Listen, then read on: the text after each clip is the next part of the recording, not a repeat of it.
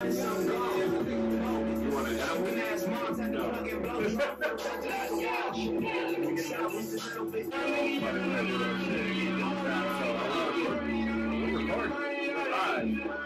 Hello. So then why you got let me have all that ear rape going on? Nah, man, I love that music though. That's Nipsey Hussle. That's Nip. All right. Welcome to another episode of Jungle Juice. Bruh. What a time that we're living in. I think the end times have started. Motherfuckers not wearing no mask no more. What they say, in Mississippi and Texas. In Texas, yeah. Mississippi and Texas is over with on the mask. Hey, I was in Texas last week. How did that go? Yeah, you went to go pick up your car. Tell me about that whole situation. So I flew to El Paso, and it was crazy because it was mask on inside of the airport, right? Mask on inside the airport on the plane. Prior to us getting on the plane, is social distance inside of the whole airport. Even if you were at the little airport bars, they didn't allow like everybody in there. It was only limited seating. It was every other seat. If you had a table, if you wasn't in your party, you could only have one person at the table. So, of course, unless you had a party of people with you, then y'all can all be at the table, mask off, everything at the bar, mask off. Every other seat was filled, right? But this is an airport bar, so that means only like 15 people. Only like 15 people in there, maybe, depending on how big it was. But I'm just gonna say 15 just for the sake of numbers. But we get on the plane, and every seat full, everybody shoulder to shoulder on the plane with masks on. It didn't make any sense to me. It didn't make any sense. How we social distance inside the airport but not on the plane?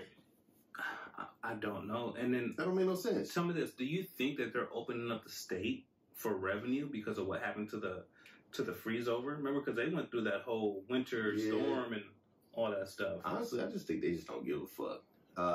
When I got to El Paso, for if you listening, El Paso is a different part of Texas. El Paso is right above Juarez, and it's only 9 hours east of San Diego, right? So you take the 8 east, 10 south, you in El Paso. That's it.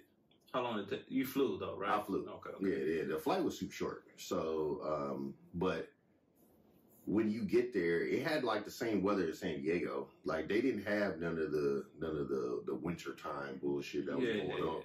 Because I did read it that it shocked everyone that the whole state is open.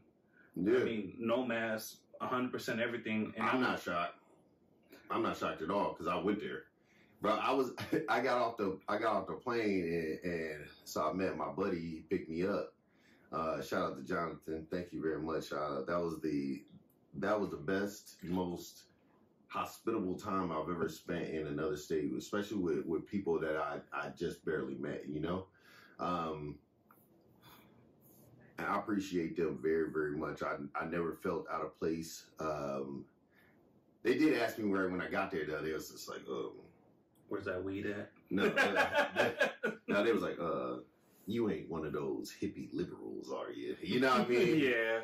They look at us like that way, right? 100%. They come from California. Yeah. You know, like especially coming from San Diego, like all this bullshit we was in the news for, riots and all the other bullshit that's happening, pro Trump, pro Biden, pro Bernie, like you know, like we just a melting pot of everything. So I understand, like. He was like, you want me to wear a mask? And I was like, nah, you good. It's up to you. I'll wear mine. We're just hippies. I always say, every time we talk on the podcast, like, I know California, we're just a bunch of hippies.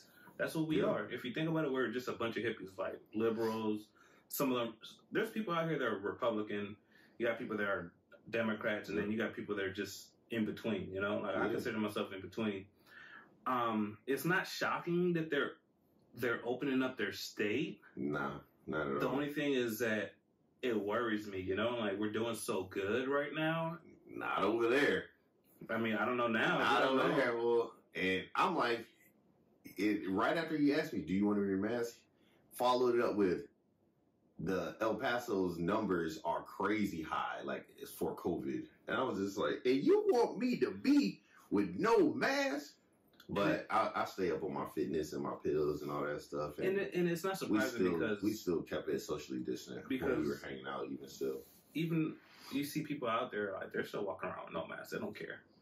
Like most of you need to breathe that air, bro.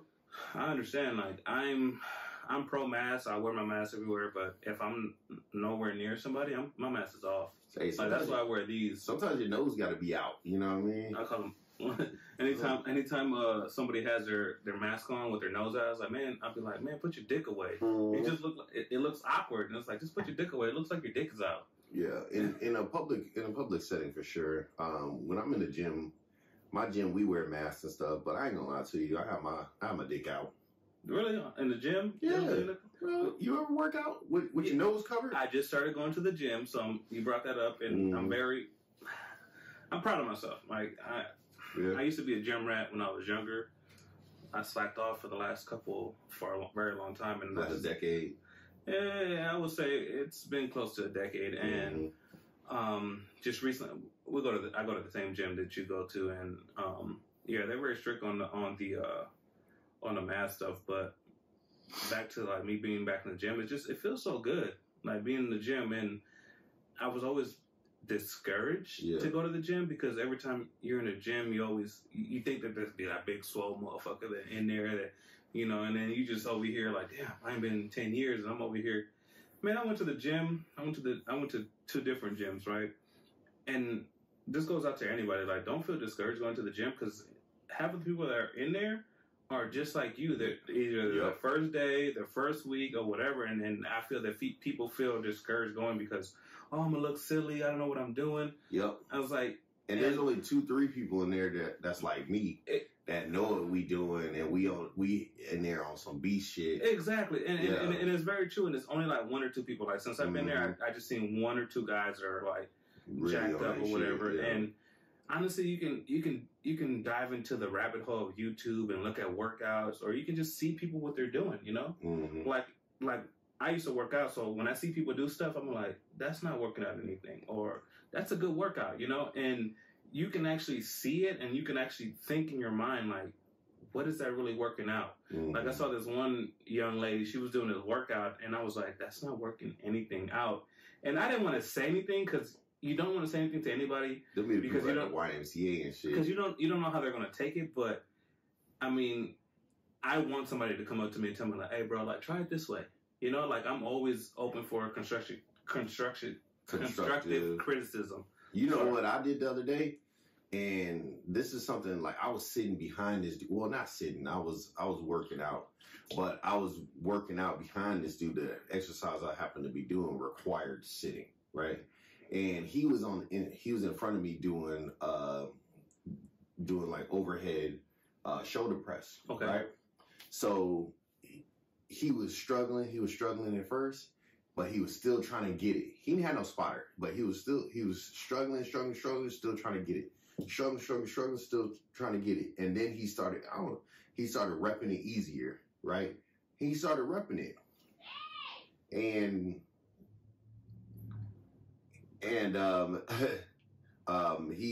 he was repping it, and then I just watched him, and then afterwards I go up to him when he's done with his set, and I was just like, bro, good shit. And I gave him a pound, and he had his headphones on, so he didn't really hear me. And I was just like, yo, good shit. Yeah, like, and I was like, bro, I seen you struggling, and you didn't give up, and you kept pressing it. And to me, like, I wish somebody was like, more people need to say that. Yeah. Like when I went out there, I did arms for the first time in forever, and I was kind of, I was discouraged to do it, but like, I'm not a small dude, so when I was out there, like, I had like the 50s, right? And I'm like over here repping the 50s, like, oh shit, I'm weak. Because I remember I used to rep like 60s, and I used to do shit like that, right? And then one thing happened where this guy went to grab, like, I had a 50 and he got the 55, and I'm like, and he was a little smaller than me. I was like, damn, he about to show me out. And then I turn around and the dude's doing squats with the 55. I was like, oh, and I'm repping 50. It's like, all right, I don't feel too bad. So once I saw that, it made me feel more comfortable. Like I can, but you can't judge people off of the weight that they are using. Exactly. Because you don't know where they're at in their workout routine. You don't know where they're at in terms of their fitness goal, right? Like so everybody think that just because somebody got on some heavy weight, that's just what they rep. No. Like that day he might be lifting heavy, or that day he might be lifting light. You know, I was doing incline bench. This was like literally like my last workout, you know? Yeah. And I was just trying to hit it for the endurance, and I only had 245s on there. And people was looking at me like, damn, big ass dude, he weak as hell. Motherfucker, no, this is my 12th workout. Like, you know, this is my 12th workout, and I'm hitting this 15 times. You know, that's just where I was at in the workout that day. You don't know what they're doing that day. And if people that are out there feel discouraged to go to the gym, don't, because like the same thing I tell. This is a story. This is what I tell my family whenever we go like to the beach or anywhere we have to wear like a bathing suit or take your shirt off. And I tell this to like my sisters. It's like, I guarantee you, once we go to that beach or to that pool, there's going to be somebody that looks worse than you. That's facts. And that's 100% facts. If you go anywhere, 100%. You got to take off your shirt or whatever, there's always going to be somebody that looks worse than you. You know what I'm going to start doing? I'm going to start putting oil on when I go out, like to the beach and all that stuff. Not because I'm out there trying to look better than everybody and this and that, but people give me compliments and I'm like, man, I don't see what you saying. You know, maybe it's that what they say, everybody got a little bit of body dysmorphia, right? Yeah. But maybe they see the cuts I don't see, so maybe the oil will help me see the cuts I see that they see. Or again, like I was saying, like there's always somebody that's gonna look either worse than you or better than you. The person that told you that, you probably look better than they do. Yeah, that's true. Like, honestly, whenever I go to the beach or whatever, look better than me too. Like, I know I'm not the fittest motherfucker, but I know I take off my shirt. I don't give a fuck. I don't care. I go out there with no shirt, whatever. Call me fat, call me whatever, but I guarantee you look down two people down, there's going to be somebody bigger than me. That's true. And they going to have the shirt off. They going to have their shirt off and whatever bullshit tattoos they got shown that they probably embarrassed about. And I'm proud of myself for, since I went on vacation, I actually stopped drinking soda. Mm-hmm. Like I've been drinking nothing but water, but even though we're over here drinking alcohol. Yeah. What's that? You don't want to? No, I'm not. No, ain't no free promotions, but it's just trash. It's what is it? It's gluten free. I see that. It's no added sugar. I see that. Yeah, it tastes like it. It tastes like it has no added anything. Had to put that extra shot of tequila in there. Did you? Yeah. You had to turn it up. Huh? Yeah, I had to turn it up a little bit. But I just feel that I'm proud of myself for doing that. I'm proud of you too, though. Yeah, and you know what? You put me up on that cauliflower rice. Mm-hmm. Dude, that's so good. I choose the cauliflower rice over regular rice, and you know, I like my rice, I like my tortillas or whatever, right? But I even found cauliflower tortillas are trash, though. I'm gonna try them out. We tried it just because you said that. You know what I had? Garbage. You know what I had recently? Cauliflower tater tots. Yeah, how was that? It was all right. Yeah, they ain't real tater tots, but hey, it did its job though. Did it taste tatery?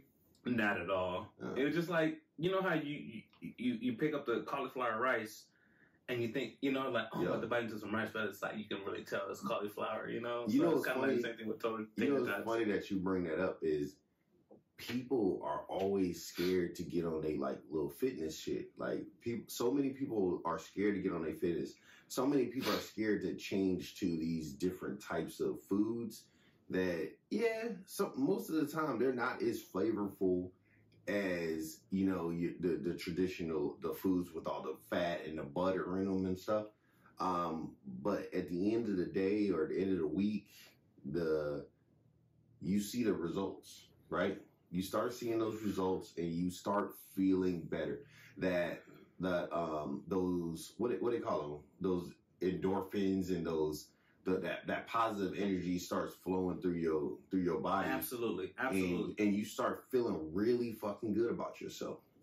And I think everybody deserves my that. diet consisted of pretty much eating fast food at least once a day at work. I'm not gonna lie. I'll miss a meal at work if it's gonna include some fast food. I'm getting to that point where I don't even eat fast food at this point. Like I haven't had fast food in a while, and yeah, I mean it doesn't taste the greatest or whatever, but when I'm eating it, it's good. Like I'm hungry, it's good. Like you know when you get hungry, you eat anything. It's like, oh, it's just bomb, you know.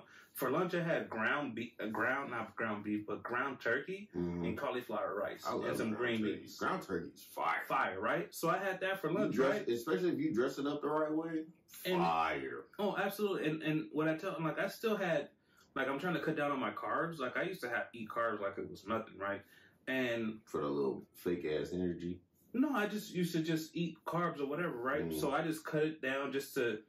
Why not? You know, like there's no reason why not to cut it down, right? So this morning, like I didn't eat any carbs, right? I haven't ate. Honestly, when I went to go visit my mom, recently, and my sister cooked me breakfast, right? And I had carbs, you know, and I felt like, oh, here goes these carbs, right? But then for lunch and dinner, I didn't eat any carbs, and to me, it's like it's okay to eat carbs every once in a while, like in the morning. Yeah, it's okay, right? So what I did was. Like, I had those carbs or whatever, right? Today, I didn't have carbs for breakfast. I didn't have carbs for lunch. But for lunch, for dinner, I had lamb meat, and I had like maybe like. Yeah, lamb. Yeah, I had lamb. I love lamb. Man, your ass getting rich out here, huh? Nah, I mean, hey. I like lamb. That shit lamb is fire. Good. And then the thing is, it came with fries, right? Ugh. So I was like, cool. Where was this at? Canada State Burger. Where's that at? It's on University. University between the 15 and the 805 is gas, bro. You be traveling for that type of food. I'm always out. My daughter had a ballet class. Her ballet class is in Otay, so I'm always around. Well, you was on University. University is nowhere near Otay. I know, but I just want a Canada State burger. But guess what though? Oh, is that? It's a burger. It's over there. Like yeah. I know Normal Heights or whatever. It's right there on the little main strip. Exactly. On the left side. Exactly. Depends on which way you're going. We had that. Yeah. It's gas. Like if you're going towards the 163, it's on the left. No. Huh? So if you take the 15 north from, let's say, Otay, and you get off on University, you make a left. It's on your right hand side. Well, yeah, I'm talking about going the opposite way. The 163 is still west. Exactly. So, whatever. Think about it. Anyways, whatever. Yeah. It's they got the red sign. Yeah. Anyway, so the thing is, you know, it's crazy that even you're right. I'm thinking about Ep.3. So when my daughter was in her class, she has a 2-hour class. I got out of my car and I walked 2 miles. 2 miles? Yeah, I walked around the parking lot. Like you know how you walk. How big is this parking lot? It's huge. I just make a bunch of laps. So you was just walking? Just walking in jeans. In jeans, tennis shoes, and a sweater. What I have on, I was. Your thighs wasn't rubbing together. No, nothing. So, but you gotta understand that usually I would just sit in my car for those 2 hours and do nothing but be on my phone. Hey, speaking of thighs rubbing together, hey Levi's. Bro, that's all I wear. Bro, I love them. Them 514s, the new 514s. That's all I wear. Bro, they have that little. They have what they got. They got that space. They got that little. They got the dick room. I call that the dick room. No, they have the athletic fit. That's what they're called. That's all I wear. I guarantee the pants I have on right now is 514. Bro, I used to only wear 501s. Yes. And stuff like that. Bro, I wear them shits like 4 times. And then my whole dick falling out. You know what I mean? Got the little hole? Got the hole right there with the dick rub. You know? The 514s are yes. 514s money. Especially the new ones. The new ones got that little stretchy part in the middle too. Bro, these are 514s for sure. That's all I wear. The athletic fit. Yeah. The athletic fit. Yep, yes. Absolutely. That's all I wear. Levi's, if you're looking for to sponsor some young black men, do it. Because we fucks with y'all 514s. I think that's y'all best ones. That's the best ones. That's all I wear. 100%. They got the best fit. They got that little stretch to them. That's all I wear is 514. Yeah. They're not baggy at all. Yeah. So that's why I can walk in these. Yeah. Right? So usually I'll just sit in there 2 hours, be on my phone, snacking, whatever, right? Dude, I got out, walk 2 miles, bro. 2 miles until my daughter's class. 2 miles and some 514s. And 514s and my tennis shoes, whatever, bro. Like, hey, we walk more than that at work. You're right about that. I wear shorts at work, though. I'm not allowed to wear shorts at work. It's trash. Shit, me neither, low key. I gotta keep tucking my dick in. and just doing stuff like that. And then I haven't had any soda. All I drink is water, and I have to have coffee. I have to have coffee. But when you drink coffee, what do you drink? Just black coffee. Oh, black coffee is straight. Yeah. I'll do Americano. That's it. I mean, that's not too bad. With 2 stevia. Get that fake sugar running. Yeah. You know what I mean? I mean, I just use creamer. I just use creamer. If anything, whenever I'm to, I just have creamer. I don't have any sugar. Creamer. Mm-hmm. But honestly, man, I can see my stomach going down, man. I can actually see my dick when I piss now. Yeah. Hey, that's a glorious feeling. Like, hey, you feel like you're in high school again. Man, it feels good though. Like, and anybody that's out there, like, you just got to do it. At the end of the day, you just got to do it. 100%. 100%. You just got to do it. I think the problem with people is they get caught up in somebody else's journey. You know what I mean? Like, why are you caught up in somebody else's journey? Let your journey be your journey. Let your workouts be your workouts. Yeah, sometimes I might be looking at you in the gym and be like, what the fuck are you doing?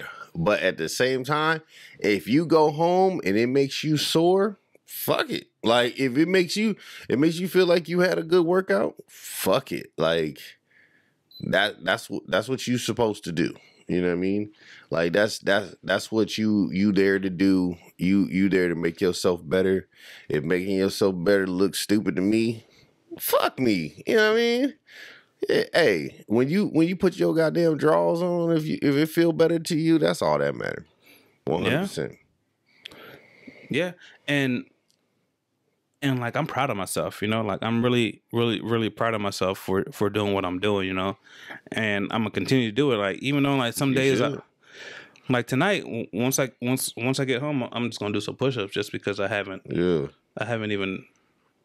worked out in like 2 days, but it is what it is, you know. Yo, hit some push-ups. I was gonna go to the gym tonight with your punk ass wanted to record. You wanted to record. I didn't want to record. Shit, fuck it. Mm-hmm. Mutual. You know what I mean? Mutual. What was that snap for? I don't know. I'm trying to get the audio because I did that. Let me just. You always do it. No, don't. But, hey. There's no reason for it. You already did your little punk ass snap. I don't know. You being weird. Anyways, but back to, like, I'm just proud of myself for doing what I'm doing. Mm. It's fun. Like, I was sore. Honestly, when I did my arms, I was sore for like 4 days straight. Yeah, because I haven't worked out. Yeah, your muscles aren't used to it anymore at all. That's all it is. So, what I started doing too is, not only am I in the gym, but when I'm at home and there's a commercial on, hit some push-ups. So I first started off, I was only hitting like 10 push-ups per commercial. Then it evolved into 25. Now I'm hitting 50 push-ups a commercial. So because the show be on for a little bit, your muscles get a little chance to rest.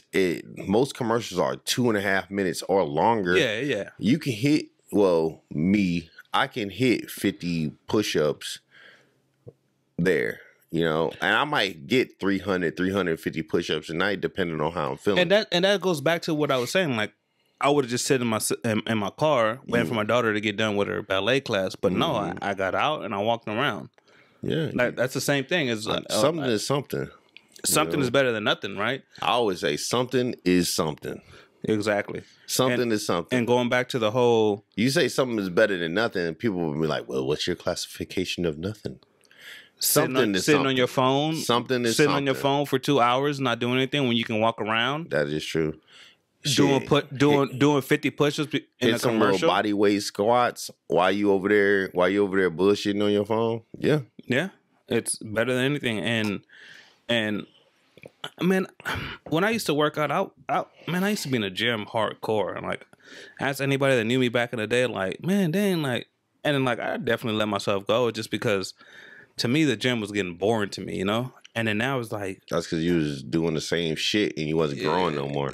And honestly, it was just more like, I felt like I wasn't getting stronger. Like I was already. And you like, weren't pushing yourself. I wasn't. And I was always going to the gym by myself.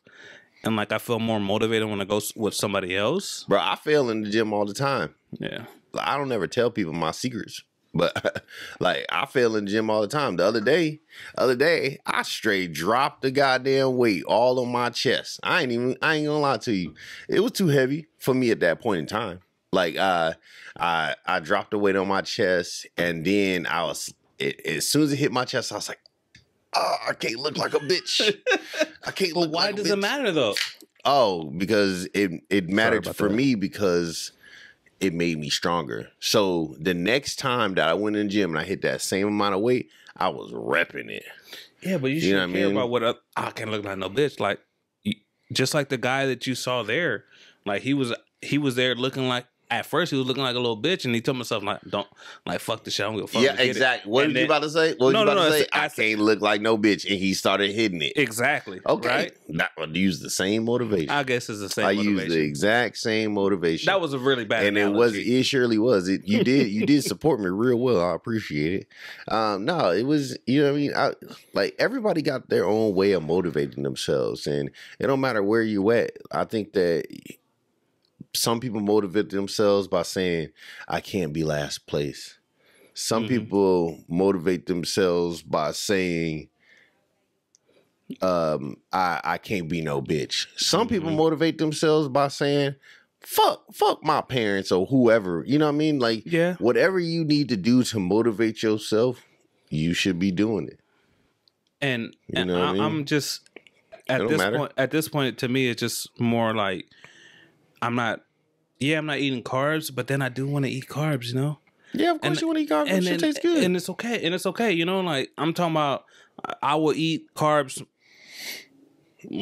breakfast, lunch, and dinner. You can eat carbs as long as you are burning the calories. If you're not burning the calories or those carbs, if you're just allowing it to sit on your stomach, and then another thing what you got to do is you can't be eating to the point of feeling full. You have to eat to the point of, and this sounds weird, you have to eat to the point that you're satisfied, right? Because once you're satisfied, your body's saying, this was enough food for me to eat. And then as you drink water, you hydrate yourself, you enjoy, you know what I mean, maybe it's your off day and you enjoying a little liquid courage, or you enjoying a little beverage, right? And or get off of, and then you'll start getting more full off of those liquids, or you get full off of like good supplements. You know, like I would get, like today, like I didn't get full off of my the turkey and the cauliflower. So what I did is I just got more cauliflower till I got full, instead of just getting. You got full or satisfied? Because there's two different feelings. I was full. I wasn't satisfied. I was satisfied with the first plate. Yeah. But then I was like, instead of me just going in there and grabbing like some carbs or something, or just something random like chips or something like that. Was your stomach still hurting? No. I mean, I was hungry like 2 hours later. I'm not gonna lie. I was hungry 2 hours later. Yeah. So what I did. Sushi does that to me. Really? Yeah. Sushi do that to me. Yeah. I mean, speaking of sushi, we found this new sushi spot in downtown San Diego called Lumi, and you were telling me about that yesterday. So the head chef has a Michelin star, and we roll up. We roll up. We're kind of faded or whatever. How do you spell it? Lumi. So we roll up. We kind of faded, and it looks hella swanky on the outside, and it's just one girl sitting at the desk, or at the little podium, and she's like, she goes, my wife's like, oh, can we eat here? And then she's like, oh, you gotta have a reservation. I see that you need to have a reservation. Yeah, you need to have a reservation. You need 2 weeks in advance. Man, my wife gave me that look and she says, "Get her." They You know what also I have mean? bottle service too there too. Yeah, they do. Nice. They do. So she says, "Get her, baby." So I walk over there. I get my chops ready, and I get my gift of the gab going, and I get rapping with her. I'm just like, what's your name? She's like, "Oh, Sarah. Oh, how you doing, Sarah? We just enjoying the night in the town and this and that, whatever. We found this fine establishment. It's something that we would like to take part in." And if you can make that happen, it'll be greatly appreciated. And what she do, you know what? I have a cancellation. I can get you guys seated right now, and not in an hour from now, not in 45 minutes from now, or even 20 seconds from now. It is right now. So she put us in the elevator because it's an elevator to go up to the top. And that's where the restaurant is. So we get up to the top, and it's me, my wife, her cousin, and her man. And her cousin says, "Man, Andre, you was all flirting with her and stuff, this and that." And I was like, "With permission from my wife? And you going to enjoy this meal, right?" And she's like, "You're right." Yeah, exactly. You know what I'm saying? So we get sit down, and we had a real nice meal. And this is one of those places where it's accompanied by great ambiance. It was kind of trendy, kind of swanky. I see the inside. It looks really nice. Yeah, like it's futuristic type of thing. If you ever been to Fleming's, it looks like Fleming's on the inside. It's a lot of bright, vibrant colors, but it's also dark at the same time. The food was real nice. A1, it was worth it. Yes, I understand why he got a Michelin star, and the price accompanies it too. But when you enjoying time out, when you enjoying time with family, you enjoying time with your significant other, I don't think money matters. No, you actually got to put your card in. You got to put your card on file to make a reservation. Oh yeah, because if you cancel your reservation, they'll charge you. So it must be really good. Because I was trying to make a reservation, they asked for my card. I'm like, nah. And you was like, let me hit you up on the first. If anything, I just show up. Let me get you on the 15 or something like that. Yeah. But no. Remember we were talking about Top Golf and how expensive it was. Yeah. And then you told me it's like, man, I took my wife and I took my father-in-law, and they had an amazing time. That's it. I was like, you can't put a price on that. You can't. And I agree with you. You can't. I agree with you on that. Especially nowadays with Mississippi and Texas going mask off, while the whole rest of the world mask on, bruh. We don't know how long we gonna have with the people that we got. So if you over here trying to hold on to $5, yeah. Don't let that $5 be the reason, or be the reason for regret for you losing a family member, because y'all could have spent more time together. You could have did this extra thing, but you decided not to do it because you felt like the time wasn't going to be worth the amount of money spent, or you didn't have the amount of money to spend, so you decided not to have the time, period.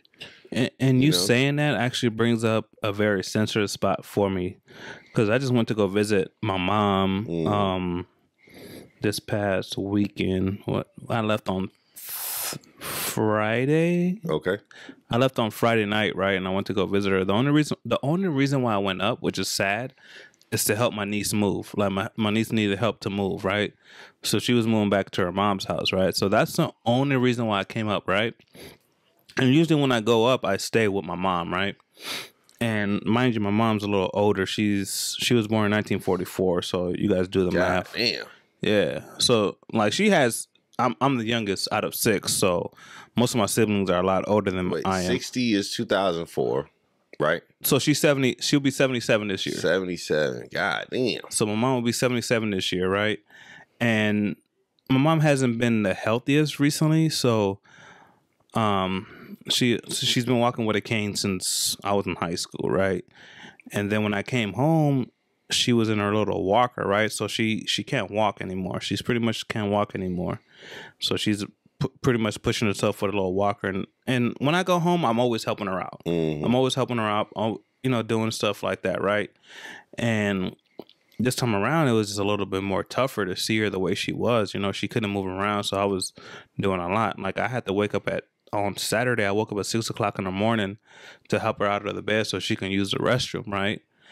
And I've never done that before. Man. And it was tough, right? That is tough. And the thing is, like, she didn't even make it to the restroom. Like, she has pretty much a toilet in her room so she can use it, right? And so, like, seeing that kind of, like, opened my eyes to stuff, right? Just open up my eyes to what you were saying about, like, our time is limited, right? Hella limited, bro. Limited, right? Hella limited. So, I'm up there and I help my sister, my niece move or whatever to my sister's house or whatever, and I spend pretty much the whole day at my sister's house just because my daughter could play with my younger niece. They're around the same age, so they have fun or whatever, right?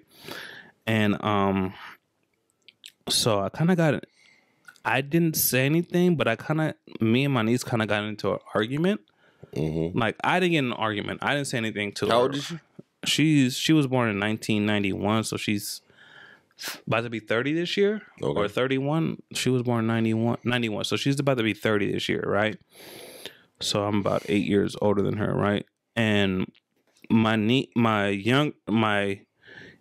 daughter, not the same niece that I'm talking about, my other niece's daughter. My other niece's daughter pretty much visits my sister because she took her when she was younger, because my niece was on drugs and stuff like that. So she pretty much took custody of my sister, took custody of my niece's daughter. Okay. Serenity, right? So anyway, she's there, and I know my daughter's spoiled. My daughter's very spoiled. Like, her mom spoils her and all this stuff, so she can do it. You should be spoiling your kids. And I don't understand. I don't understand why people feel bad about that. My daughter's spoiled. Bitch, she should be. My son's spoiled. You should be. They should be. You should be doing everything for your kids. But the thing is, your parents did and better. I don't understand. I agree. No one should be trying to do less for their kids than they got. That don't make no goddamn sense. If you fucking telling me that your kid is spoiled, I'm looking at you saying, yeah, they should be. And there's nothing, like, I agree with you. Like, I spoil my daughter, but, like, my daughter can be out of line sometimes. Like, she can get out of line and, like, spoil, like, oh, she did this and she did this, and I'm like, go play. Like, why are you complaining? Like, go play, and, like, when I was a kid, we used to do the same shit. Yeah, you mess with your siblings, whatever, right? Yeah. So let me try to get through this story. No, I'm just saying, like, it's a long story, but I'm just trying to cut it down because it's yeah. Tell me about it. And so, anyways, right? So my niece's daughter and my daughter are playing, right? And they got these boxes out, right? And they're coming up to me like, hey, lock us up in the boxes, lock us up in the boxes. I'm like, whatever, like, whatever you guys want to do, right?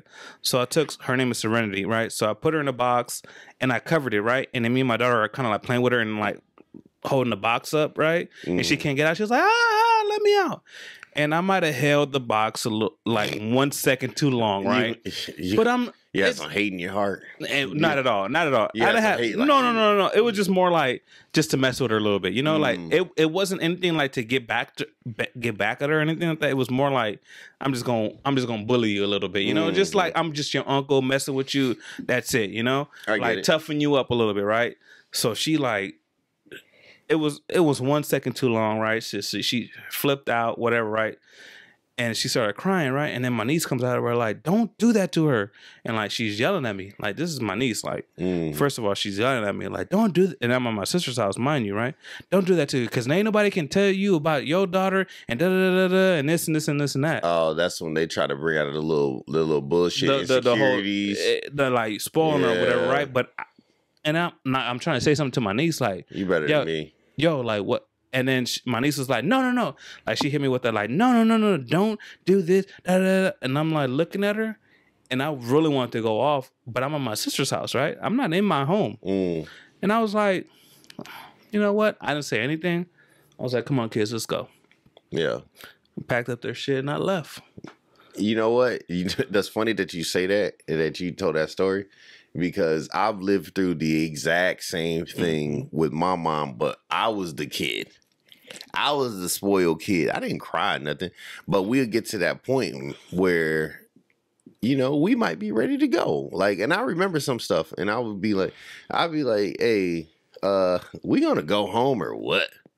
And then somebody will say, oh, you would be saying something like that because you this and you that. You think y'all family think y'all better than everybody. And my mom would be like, you know what?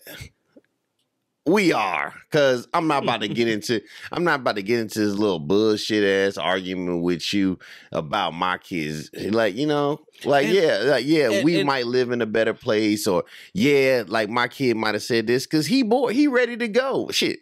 Now I'm ready to go now that you didn't make me feel like you didn't want us here anyway. You know what I mean? So then shit, that might be the last time we see your ass. And it wasn't I'm cool. It wasn't that. It was more like I was in my sister's house and I didn't want to. Because I wanted to get at my sister, at my niece, for real. I was like, I wanted to be like, yo, like, first of all, I don't know who the fuck you talking to right now.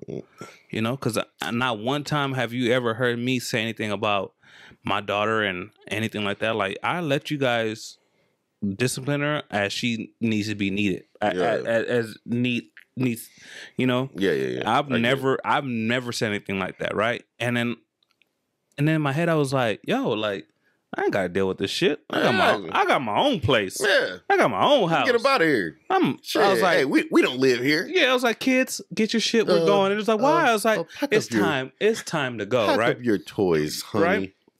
So then the thing is that I was so upset that I wanted to, like, I really wanted to say something, but I was like, I'm in my sister's house. I'm not going to disrespect my sister. I'm not going to disrespect, you know, like, that's my sister's house. You know, I'm not going to do anything like that, right? So then I go to my mom's house, right? I start packing my stuff, and I was like, hey, why are you leaving? Oh, this and this and that. I was like, nah, Mom, I'm just going to go. You know, it's time to go. Like, I didn't want to bring that negative energy to my mom's house. Yeah. Because we were supposed to have dinner at my mom's house. And I know if once she would have showed up at my mom's house, I really would have had something to say with her. And the thing is, I didn't want to have that confrontation with my niece, with my mom there. You know, it would have just stressed her out, all that stuff, right? So I was like, nah, Mom, I'm just leaving. Like, you okay? You got an argument? I was like, no, Mom, I don't argue. Like, I didn't argue. You know, like I said, you're not going to let me get 2 words in? Cool. Give my kids a go, right? And I leave, right? And then talking to my sister today, she was like, why did you just leave my mom's house like that? Like, she didn't even know what was going on. You know, my mom's sick and all this stuff. I just lost my daddy. And, you know, you need to be more respective and you need to see, you know, life is short, all this stuff. And I was like, and then I do see life is short. That's why I decided to just leave and preserve my happy. And then I told my sister, I was like, that's the reason why I left. I didn't want to argue in front of my mom because I was heated. I was hot. Honestly, I was like, I would have been like, yo, first of all, you don't talk to me like that. I don't give a fuck if you my niece, nephew, whatever. I don't give a fuck. I'm a grown ass man. You ain't talking to me like that. That's what I wanted to say. I was like, you know what? I'm going home. I'm going to my own little place. I pay rent. I ain't got to worry about this shit, right? And my sister got emotional. My sister Tanya, she got emotional. I was like, oh, you just left. My mom was worried and all this. And I was like, okay. So then I called my mom and I told her, like, look, Mom, this is the reason why I left. I left because I didn't want to argue in front of you. I didn't want to have that confrontation with her in front of you because I know that you're not feeling so well. And then I was like, you know, she ain't feeling good and you ain't trying to help out. I was like, and I told my sister, like, first of all, I live in San Diego. You guys are in LA. I was like, you live in LA. My sister lives in LA. Like, why don't you? I was like, I can't just bend over backwards and go up there, you know, and stuff like that. And that's what I told her, you know. What the hell is that? I don't know. My reservation, dog. It's beeping. It's beeping. It's like, hey, you gonna get up on this reservation or what? Hey, Lumi about to take money, man. Lumi try to get it, bro. Like, hey, man. Hey, Lumi, they're really like telling me, like, are you gonna get this or not? You gonna get this or no? Because we got people that want this good fish. Hey. Best yellowtail I've had in my life. I'm gonna have to try. I'm definitely gonna. Best yellowtail I've had in my life. They got their own like little garlic oil that they put on their dishes, and of course everybody got the little thinly sliced jalapeno, like the little baby jalapenos with the like little dragon sriracha sauce. No, they're like dragon rolls. No, right, dragon is eel. So dragon rolls are eel, but no, this was yellowtail, bro. That the good fish, good yellowtail. Sounds so good though, bro. Fire. Sounds like fire. It was fire. The bill was nice, a nice size, but how many people was it? 4? Yeah, just 4 of us. And was it like over $100? Yeah, it was over $100. Okay. It was more. Okay. It was more than a couple hundred. You know what I'm saying? But you must say it. The drinks always hit you. The drinks, yes, always hit you. The drinks, yeah, because you know, I like to drink. Yeah. So I started drinking these. Well, I ain't started drinking. I've always been doing it. I call them skinny margaritas, right? So it's basically a margarita turned up with some more tequila, and but it doesn't have all the sugar in it from the mixes and stuff. So it's like it's just more natural, right? And if you go to a really good place, then they only mix it with just limes and like the different fruits. So they'll squeeze the different fruits in order to get the mixture for the margarita and not a margarita mix. I'm gonna make this reservation. Watch. Right. So so I'm drinking that, and when I'm ordering, we're at the place, and this group of people hear me order, and they're like, "What is that?" They're like, "That's what you've been drinking?" I said, "That's what I drink." And then they're like, "We'll take 2 of those because if you got a body like that, right?" And I'm not trying to toot my own little horn or whatever, but this is just what it said. I'm not pulling any punches from the words. There's like, if you got a body like that and that's what you're drinking, I'm gonna drink that too, because obviously you know what you're doing. You're doing it right. And it's funny when you bring that up. Like, I go in there and I have like a drink, and I was like, "What is that?" Like, that shit is crazy to me. Like when I go to, let's say, Dave and Buster's, right? I call this. Love Dave and Buster's. Oh, love it, right? That's my spot. That's COVID. That's where you met your wife, right? That's where I met my wife. Yeah, yeah. COVID. I'm talking to COVID like COVID a person. It is. If COVID messes up Dave and Buster's, bro, I might have to flip some shit over, right? Yeah. Because not only do I got my boys that work over there that I really enjoy. I really enjoy, tipping them, and I really enjoy them making drinks for me and my wife and all of our friends, right? But it's just a great place to be for all around everything. Anybody can go bring there. Your kids, you can bring a date. You can go pregame over there before you go out to the club that night. I used to go to Dave and Buster's faithfully. Yeah. Back in like 05-ish, when I first met my son's mother, we used to be at Dave and Buster's like every day. I used to race horses. Like I was like really in there like racing horses, bro. Like, wow. Like that horse game, like it's the Kentucky Derby. I'd be on the racing games. So I didn't really care too much about the tickets. So like my son, when he was younger, he cared about the tickets. Mm-hmm. And then as he got older, he stopped caring about the tickets and more so just about the games. That little fish game though, you harpoon the fish. Yeah. If you there for the tickets, this is a little life hack for y'all. If you there for the tickets, that's the easiest game to get a bunch of tickets on. That one, the little SpongeBob game with the coins. Yeah. Those are the 2 games. The coin ones for sure. Those are 2 games that's going to get you a lot of tickets. If you're over there wasting your tickets on the little skee ball, on the basketball, you wasting your money on them games because those games only give you a couple tickets. Who Wants to Be a Millionaire? Unless you really good. Or what was it called? Deal or No Deal? Unless you're really good at eyeing where the prizes are and kind of sticking with your case, like you got to pick the right case once and just stick with it. Stick to it. If you're not good at that and you over here trying to do this extra shit and deal no deal because you think you awesome, you ain't gonna win a bunch of tickets. It's all computerized, so I don't trust it. Yeah, you own Fruit Ninja. All you have to do is play the little harpoon game. The games are cheap and you win a lot of tickets. And it's really easy. 4 people can play at once. I don't even go to Dave and Buster's for the tickets. No. And you know what my drink is? It's called a trash can. I know what you're talking about. Yeah, so it's kind of like LA water, but it's like got the Red Bull in it. Yeah, so anytime that I get your heart it, can hurt. So anytime I buy it, they always put the Red Bull upside down, right? Yeah. And they give you your drink. Every time I get that, I be like, "What is that?" I was like, "Oh, it's a trash can." And there's one. You probably know who I'm talking about. There's only one bartender. He's a ginger. Dude is a ginger. You probably know him. If I saw the only ginger in San Diego that works at Dave and Buster's, right? Bartender. He's the only redhead dude that works in there. And you go up to him and be like, "Hey, let me get a trash can." Like, boom, sets it up, does everything, puts a bunch of fruits in it, puts everything in there, and puts a Red Bull in there. Mm-hmm. And every time it comes to my table, they're like, I used to pull women that way. Like, oh my God, what is that? You know how many single women go to Dave and Buster's? All the time. A lot of women go to Dave and Buster's, and they go on the nights that they showing games. Football games, absolutely. Not just football games. Any games. You're right. The best season to go to Dave and Buster's is baseball season and basketball season. You're right. Well, unless there's a home game in San Diego, then you need to be at the stadium. Yeah, because they're Padres, Petco and Park, Lakers.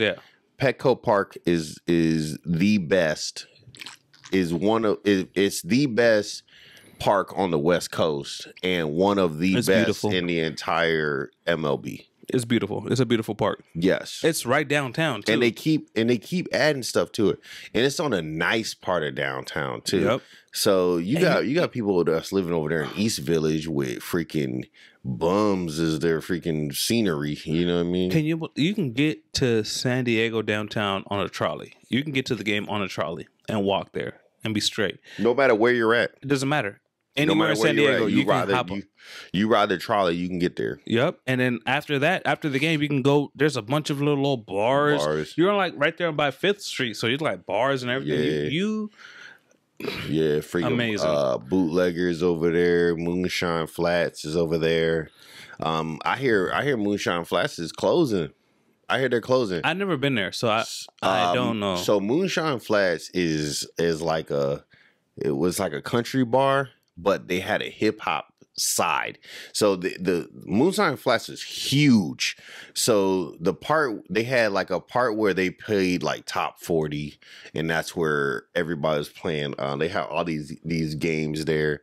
Like jumbo beer pong and the little air like hockey. What's that little air hockey? No, it's not air hockey, but it's like the board with the sand on it, and you slide the little pucks across the lawn. I don't know what it's called, but I know exactly what you're talking about. That game and just all these other bar games that people play after the games, and they're just talking shit and have a real good time. It's always a good time, always a lot of fun. And then they got the hip hop side where everybody just like, if you want to be a pimp and you love them hoes, you know what I mean? Like you had that side too. But we were just downtown and we just and somebody said like, hey, Moonshine Flats is closing their doors. You checking up on it right now? No, I'm actually looking up the game you're talking about. Which one? Table shuffleboard. Hold on. It's not. It's basically shuffleboard except for. It's called shuffleboard. That's what it's called. Does it look like this? Let me see. I know what shuffleboard looks like. Yes, it's like that. That's what it's called. It's 2-on-2. Like that? Yeah. It's called shuffleboard. Yeah, shuffleboard. Yeah. Yeah, I used to air hockey is my shit though. Mm-hmm. I won't lose an air hockey. Well, they had that at Dave and Buster's. Hopefully after whenever COVID ends in San Diego. Oh my God. I feel like we're not a red state like Texas. I feel like it's never gonna end for us. Maybe this year. Texas, I think this year. Texas is turning blue, bro. No, all these Californians they will never turn blue. They're turning blue. El Paso's blue, and so is Austin. So trust me, like Texas. I'm telling you, Texas is going down. Texas will never be blue. When Texas be blue, I'll do some cocaine. How about that? Sure, I guess you're gonna be doing some cocaine. We'll see it. I'm not saying it's gonna happen this year. I'm not saying it's gonna happen next year, but eventually, I think Texas will turn blue, and all those red-blooded Texans that want to keep that red going, the true devotees, they'll stay. But the ones that's like, man, Texas got on some bullshit, I'm out of here. They're gonna be in Louisiana or Tennessee or some bullshit. A lot of people from California are moving to Tennessee too. I have a friend who lives in Tennessee, so I can see that happening. The only thing is, all we have to worry about here is earthquakes. And even not really. And not really, right? Tennessee, that's what. Even when we get earthquakes, they be Tornado Alley. I be drunk. I be drunk most of the time. It'll be an earthquake. Most of the time we get an earthquake, I'm drunk and I'm stumbling, and somebody's like, "Man, you feel the earthquake?" Oh, I thought I was just. Honestly, I'm faded. I've been living in California all my life. I'm still scared of earthquakes, but they happen so often and rarely. It's just like honestly, unless you got a house on the edge of a cliff, there's no point. Yeah, and like moving to Tennessee, do I see myself moving to Tennessee? The only thing is, I'm just scared of the whole racism thing. You know, like moving to like, if I move to Texas, I'm gonna move to like Houston or Dallas, Fourth Ward. You know, like stuff like that, or even it's where it's primarily mixed, yeah. And then like Tennessee, like I'm going to move to Nashville or Memphis, Tennessee. Yeah, man, I think. See, that's the problem is that people only want to be around certain people because of scares and fears of this stuff, and I understand it. I understand it 100%. Because I ain't trying to take that wrong left turn and be like, "Hey, boy, I'm like, fuck." There's wrong left turns out here in San Diego that'll get you that shit. All right, you know, but I know where they're at. It's just less scary. It's just I less know scary where they're at. It's California. I know where they're at though. Yeah, it's just less scary because it's California. Like, definitely for the people that are racist in California, if they go to like the real racist parts of Texas and the South, they look at them like you one of them hippie Californians. Get yo, and then they might call them the F word. They might call them the G word, you know, and all that until they move out. They're like, and then they get back to California. They're like, yeah, brother. You know, they're talking to the little racist friends. Yeah, brother. Like, how was it? How was it out there? And they're like, "Hey, man, I'm just letting you know, man. I'm not about that racist stuff anymore." They might get scared straight. Yeah, they might get scared straight because they come over with that Cali racism, and they're like, "Man, if you don't get your surfboard and weak ass up out of here, bro. You by the water, ain't you, boy? Yeah, you ain't about that real lynching shit. They might even take you to a lynching. Your dumb ass like, ooh, I was on the no to blacks and Asians, but I wasn't with the killing them. Oh, I'm just, you know what I mean? That's the only thing that, like, I know I'm not gonna live in California all my life. Like, I definitely want to move out of California. You can't. As much as you want to, you can't live in California all your life. If you live in California all your life, it just makes you blind to a lot of things that's really, really going on in the world. In terms of what is real poverty, what is not, what is racism, what is not, what is racism, what is not, what is homelessness, what is not. Like, there's homeless what is a hood, what is not. There's homeless people out here. Don't get it twisted. There's homeless people out here, but they literally have 1.5 seasons to get through, which is summer. And then a little bit of a winter, which is mainly it might rain and it's cold. When's the last time it rained out here? Tell me. A couple weeks ago. Weeks, month? Yeah, but it's not enough rain to say that it's raining. It's supposed to rain tomorrow, right? It's supposed to rain tomorrow. I don't remember the last time it rained. My car in the garage. I couldn't tell you the last time it rained. Although I need to get a wash. Huh? Go ahead. I don't remember the last time it rained. And it's supposed to rain tomorrow. So, like, What kind of rain though? Like It's supposed San Diego. It's like Yeah. San Diego rains in portions. Yeah, you're right. Like it's raining here, but then you go 5 minutes up the road and it's not raining. Yeah, And an hour later, that part is raining, and then the other one is not. And back to you were saying about how like the bums out here or the homelessness here have it easy.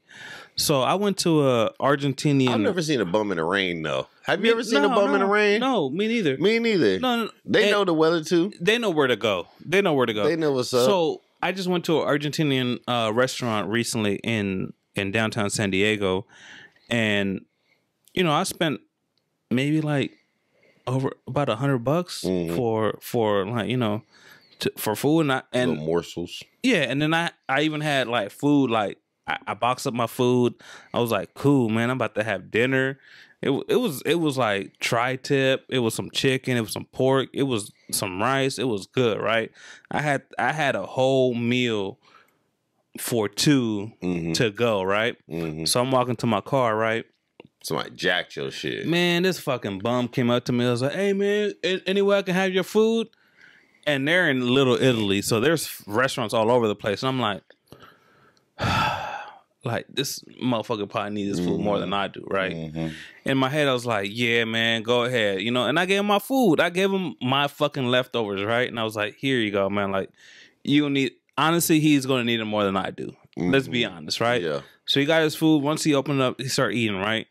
And then I was like, man, on the drive home, I was like, I was starting to get hungry again. I was like, I shouldn't have gave this motherfucker my food. I was like, damn.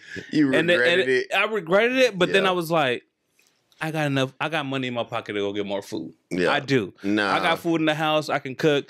And then that's what, going back to what you were saying about like these bums here or these homelesses here have it better than other homelesses, bro. Like, I'm pretty sure if he didn't ask me for my food, he could have asked the next person. I don't give nothing to bumps no more. And let me tell you why. Because too many times I've seen them get out of like BMWs and Mercedes. Bro, there was a bum the other day. He had a whole lining. It was black. It was a black dude too. He had a whole lining on his beard. His everything looked brand new. Talking about he's struggling this and this and that.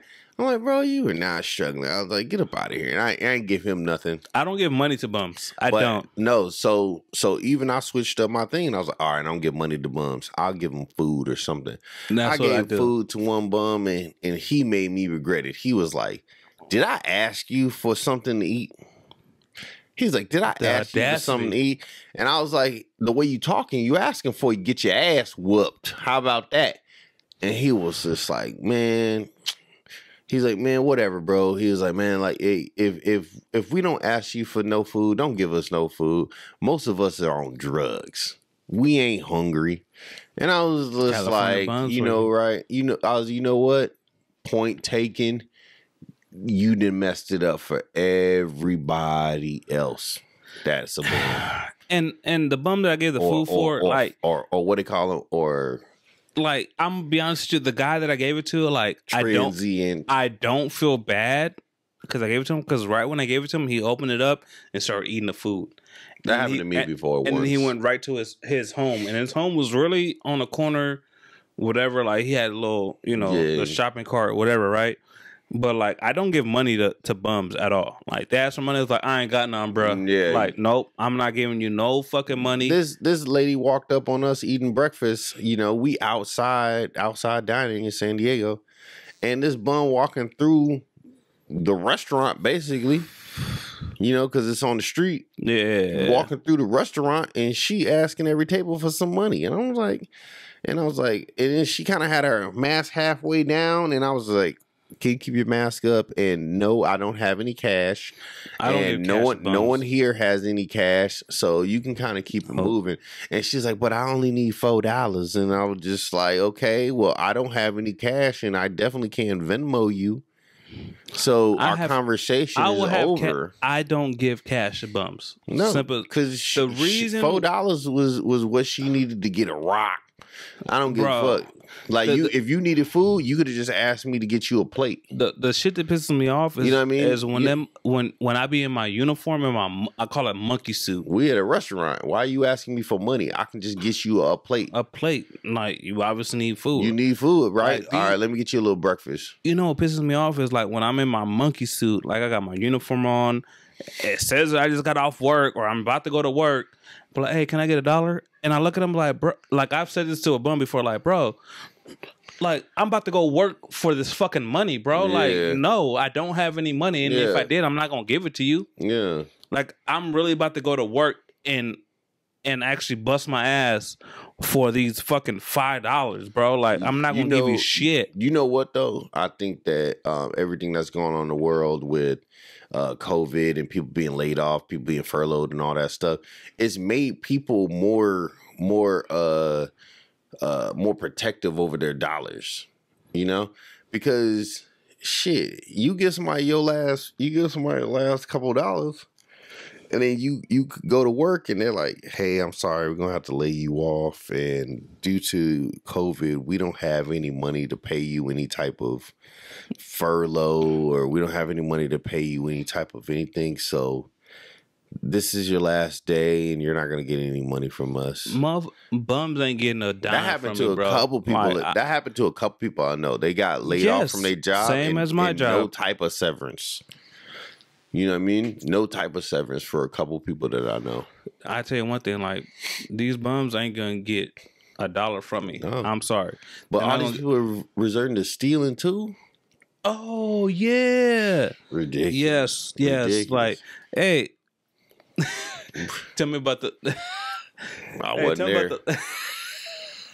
I already know what you're about to ask me. I wasn't there. I won't even bring it up. I wasn't there. The story that I heard was hilarious. I wasn't there. You know, I wasn't there. And what made me mad about it is that I get to work and they're like, this would have never happened if you was here.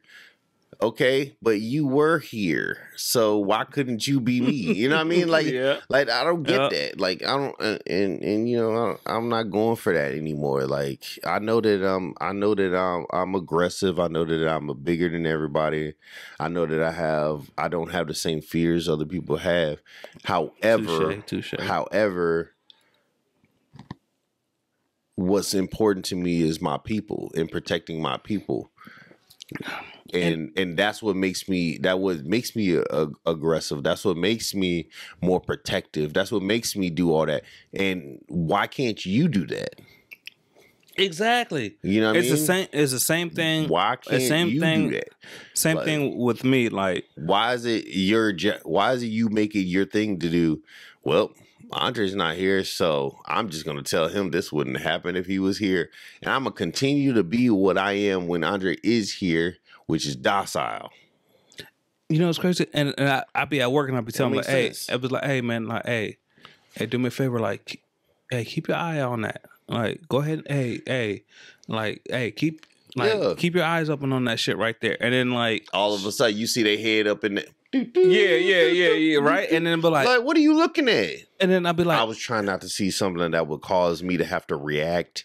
And that's what they saying. It'd be sometimes I'll be like, hey, whoopty whoop over here. Like, hey, just do me a favor, just, you know, saying, be alert or whatever, right? And then the shit be like, oh, Jaime, you were right. I was like, yeah. I was like, oh, hey, bro, like, did you know? I brought up this story recently. Like, I went to the gun range and then we went to go eat. And I was like, yo, like, man, I just saved, man, on this date, I mean, I saved like almost $18,000. They looked at me and was like, how did you save $18,000? And I told them the story. And I'm like, bro, like, that's not the only time that I've done shit. Like, there's been times where, like, I see some shit. I was like, that shit don't look right. Hey, I was like, can you... Hey, do me a favor. Like, you need to keep an eye on that shit right there. You know what's fucked up is that we're saying that because we know. You know what I mean? Yeah, you can see it. You can sense it. We can see it. Yeah. And I'm going to be honest. 7 times out of 10, it's somebody black. 7 times out of 10, and I'm gonna say 7 times. I'm not gonna say anything more than that because I have to account for the people that aren't us, right? Yeah. So and then we get them too. yeah, We get them too. we do. Now, so this last happened to be, some of us. Mm-hmm. And all that was there were, were some women, and not to take anything away from But them. you can tell though. But, you can tell. Yeah, but them, and it was a bunch of white people, right? Now, here's the thing. And when I talked to him and I said, I know why you gave them a chance. And it's because he kind of stopped me. He was like, I'm white, man. And if I would have said, no, I'm not going to do this for you, they would have called me racist. And he was like, I didn't want to be called racist. And I was like, yeah. And because of the times you're forced to exercise more tolerance, right? You ignore your inner voice that's saying, don't trust these motherfuckers. Oh, so you're ignoring it just because you don't want to be called a racist and this and this and that. And guess what happened? You got jacked. You got. You got jacked. You got, and your inner racism would have kept you vigilant in that point in time. But you watch too much TV. You on the internet too much, and it caused you to ignore your instincts that they might be a little racist, but you wouldn't have got jacked. You know what I mean? And to me it's like, yeah, it is our own sometimes, but like mine is like 50-50 to be honest with you. Like mine is 50-50, especially where I'm at. And yeah. There was this. Where I'm at. If a group of black kids come in, you're instantly out of place. Instantly, absolutely. Instantly, you stand out, and then you look at them as like, way. Are you really serious right now? Like, are you serious right now? Like, stay on their ass. Yeah, and it's sad, but it's like 9 out of 10 times you're right. Yeah, you're right. Yeah, you're right. Yeah, and it's sad. And it's crazy because I'm trying to think about a situation. Well, the thing is that you got people our age and people that's older that's like, I'm gonna go out of my way not to do that coon shit, not to do that freaking that N-word shit that people that white people think we're gonna do anyway. We're gonna go out our way to make that not even a possibility for you to think. But then these younger generation comes in. Yep. And they don't give a fuck. They don't give a fuck what you think about them. They don't give a fuck about their life. They don't give a fuck about your life. And you can walk up in there and they saying N-word. And they like, hey, excuse me, sir. I'm gonna need you to calm down with that. Fuck you. You're a piece of shit. We'll beat your fucking ass. And you like, damn. Like, dog, like, just chill out for a second. Asking you to carry yourself with a little bit more respect, and then and walk around and know that, hey, there might be others that's around here that don't vibe with that energy that you're putting out, and therefore, for you to stay, the most protected and respected here in this establishment, we're just asking you to kind of tone down that extra shit, that bullshit that causes our inner racism to come out, and I'm talking as a non-black person, like. If you come in there all ignorant and doing all this extra shit, and you make it hard for those people to treat you differently than what you think they're going to treat you like. And if you come in there not giving a fuck what they're going to treat you like, then they're going to treat you like everything that you don't want them to treat you like, whether you're there on some bullshit or not. And then guess what happens? You just end up getting on some bullshit because you figure, hey, they got in their mind that that's how I am, so I'm just going to be like that. Exactly. Which is the wrong mentality to have. Wrong mentality. And where you learning this shit from? Like, honestly, as a parent, just like you, I don't teach my kids to act like that. I would tell them they need to carry themselves with the utmost respect all the time, and they need to respect all the time when it's earned. You need to talk. You And need people to need to talk to do that people to you like for you you. talking to me. That's what I tell my kids. Like, Yeah. when you talk to somebody, act like you talking to me. Mm-hmm. Now, if they don't show you the same respect, that's a different story. That's a different story. That's when I gotta come up. That's when I gotta come in and I gotta ask, why is it that you disrespecting a child, right? And tell me why you think that it's okay for you to do that to my child, because you wouldn't want me or anybody else to do that to your child, you know? No. So I 100% agree with you, brother. Like, but at the same time, like as a black parent, man, I'm calling out those parents of those kids that's out here stealing and doing all this other bullshit. What are you doing? Like, where are you Why at? Why is it okay for them to do that? What makes them think that they can just come in there and just do that? Like, what's going on? What are you showing them? And I'm sure exactly. What are you showing them? Hey. Okay. What is that? What is that? What is that? Good night. Good night. Have a good one. You want to say hi to No. the no? All right. Lock the door. Yeah. I mean, But so go ahead. yeah, I don't. Yeah, I'm gonna be honest with you, man. Like I don't tell like that shit. Like I tell my son, is like, look, I'm like, you need to talk. My son is very respectable. He like, is. He's quiet, whatever. Like, I don't. If he goes in there acting a fool, like, he knows better. Like, even though his mom is white, his mom don't play that shit. Like, if she caught him doing anything like that, she would let him have it. I caught my son doing anything like that, like, I think I would be more lenient on him than his mom would. Has your son's mom experienced any bigotry or any lack of respect due to the fact that she has a mixed son? Of course, and then she's married to she was married to a black man too, and then she has another daughter that's mixed. Oh shit! So yeah, she been with the down with the darkness. Oh, she's definitely down with the brothers. But the thing is that it's not, and the thing is, it's not like you can't choose who you fall in love with. Simple as that, right? So like, she respects people just the way, you know what I'm saying, how, you know, she respects you like you respect her, you know? And like, she's not going to have her son or her kids act any type of way just because of whatever the fuck they were raised or whatever. Like, you need to show the same respect as you want somebody to show you, you know?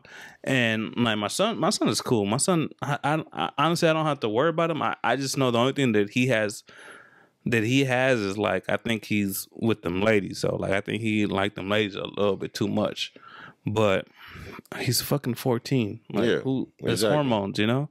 But like, I don't have to worry about him going into any establishment acting a fool or anything like that. If he does or anything happens, I get a phone call, it's over for him. Yeah. You know? Like, I'm always going to say you're at fault. Yeah, it's you know, it's so embarrassing, man. It's so embarrassing that you know, and I'll say the same thing about my parents and their parents, when did so much to try to further our attitudes, further our quality of life, and it's some young dudes and ladies out there with the audacity to go out there and act a motherfucking fool. And when, you know, and we didn't grow up, even if me and this person didn't grow up in the same neighborhood, grow up in the same family, I still take it as disrespect to my mom. I still take it as disrespect to my family that you over here acting a goddamn fool. You know what I mean? Like, why are you out here acting a fool? I'm good. Why are you out here acting a fool? And my mom worked her ass off, so I didn't have to. You know? And I think that's the problem with most of these most of these black households, see it as it's us versus them. You know, like, oh, your house versus my house. No, like, just because maybe your house is not as nice, or my house is not as nice as your house, right? That don't make it you my enemy, and that don't make you a person that I feel like I need to belittle or try to find a way to get over on because you got something better than me. That's the dumbest shit ever. Why don't we have a conversation? Like, I'm talking to some of my buddies that are very, very successful, and I'm not talking to them and saying, hey, why isn't that you tried to bring me up into what you doing? Why isn't it that you didn't try to advance me as far as you're advanced? No, I'm being humble, and I'm thinking I'm being I'm being righteous in my own path, right? And if I can take little tidbits and cues and little insights from you, and maybe you can take some from me, and maybe this other type of venture that you got going on, or this other type of outlook on life that you got going on, I think that we're doing the right thing. And it just feels like some of these people feel like the world's against them, but it's not. No, it's not. You against you. It's what you make of it, right? You against you. It's what you make of it, right? And your kids see that, right? So these kids see what an example, right? So their parents are their example, right? So if you're setting the example of going in there and feel like the word's against you, they're going to come in there and feel the same way. Same way. But if you go in there and be like, look, I'm going to treat you like the way like I want to be treated, and it's reciprocated, you know, and then you don't have nothing to worry about, right? I've heard, and I don't get in people's business, you know. Like, when you doing your thing, I don't get in your business. I've heard parents tell their kids that the world is against the world is against them, and that the white man or any other man is not going to allow them to get to where they want to be in life. So they need to take everything out of life that they can. And guess what that breeds? A bunch of people on bullshit. And guess what happens to a bunch of people on bullshit? You got to stay on bullshit, because if you don't stay on bullshit, guess what happens? Oh man, my freaking car got stolen. My car got totaled. Everybody knows somebody that's got the most horrible luck. And I feel like they got the most horrible luck because they've been the shittiest person. 100%. 100%, bro. Like, you know, we've all took losses. We've all taken a loss, but there's a difference between taking a loss and your life just being a loser. And then that's you know what I mean. And I'm gonna agree with you, just because it's all about how you get back up. So when you take a L, you take a L, and then but how you gonna get back up? How are you gonna recover from that, L, you know? Bro, one of my buddies, he got laid off from his job after being on furlough for a long time. He lives in Texas. He does welding. He welds for major companies and stuff like that. You know, welding pipe, makes good money. He got laid off from the company or the union that he was with because they wasn't getting to work, and he's like, man, I freaking took this big loss and this and this and that. And, you know, I feel like I just got to go out there and get on some bullshit to make it happen for my family. And the first thing I told him, I said, why would you do some dumb ass shit like that? Because you don't know how that's going to turn out. You just told me that you got a family, and I know you have a family. I'm close with you and your family. Yeah. Why would you go out and do some dumb shit that could possibly take you away from your family? Oh. I was like, bro, like, don't you know? And this is whoever you believe in. You can believe whatever God you believe in, whatever religion you believe in, don't believe in. The universe tends to open and close doors, right? close the door because there's a better door that's open. You just gotta go find it and walk through it. You know, maybe you were stagnant in life at that point in time, and the only way to get you from being stagnant is to take that loss. So you either how are you gonna grow? How are you gonna grow from without getting an L? That's true. Hey, you know, and you, like How this, you know? this is a little shameless self plug, but I wrote a book, and in my book I say, Where's that book at? I got it. We gotta put that in the atmosphere. I know. Yeah. Yeah, put that shit in the atmosphere. I know. I've actually turned down a couple of publishings, but anyway. Go independent, do yourself. I know. Hey, I know. so what we're gonna do is he gonna publish it on his own. Yeah. And then he gonna sell it on his own. So if you guys need a copy, let us know. It's called Life's a Dash, but there you go. I see that. Why not? Why can't we sell it ourselves, or you sell it yourself? I can. Why not? Look, why are you making that face? Why not? Is it because people are getting on me right now? But no, honestly, when's the last time you even seen that book? When's the last? Where's it at right now? A couple days ago. Where's it at? I have it in my room. In your room? Is it ready to go? Can we sell it? Can you sell it? Yep. Okay, we're gonna sell it. It's 100% done. Okay. Yeah. Well, that's. I'm gonna make sure. I'm gonna make sure he puts out. That's one part. You know what I mean? We're gonna make sure we put it out there. Ah, man. No. Honestly, the reason why I haven't put it out there like big is because I've always felt. Hold on, I'm about to cuss this fool out. I don't. Motherfucker that always talking about you need to go ahead and do what you got to do and push yourself and this and that, and pushing himself to put out a book. Yeah. Look. Bro, because if he was white, he'd be blushing right now. Nah, because I'm doing all right in life, But why can't you put that in the atmosphere? Why can't anybody see that in the atmosphere? What's wrong with somebody reading your book? Nothing. I'm gonna need a copy. He's gonna give me a copy, and I'm gonna read it. If people want it, I'll send it to them. Okay. You know what I mean? Sell it for 100 pennies. 100 pennies? Yeah, each copy. Sheesh. Why not? Start there. You gotta start somewhere. I don't know. I've been fighting my own little self-righteous demons. You know what I mean? Like with those little demons that's telling you like you shouldn't be trying to make money off the people and this and that and it's like the 10 Commandments. You know what I mean? Like that shit was just given out to the people and then put it out there. And then they repped. Then put it out there. You're right. I will put it out there.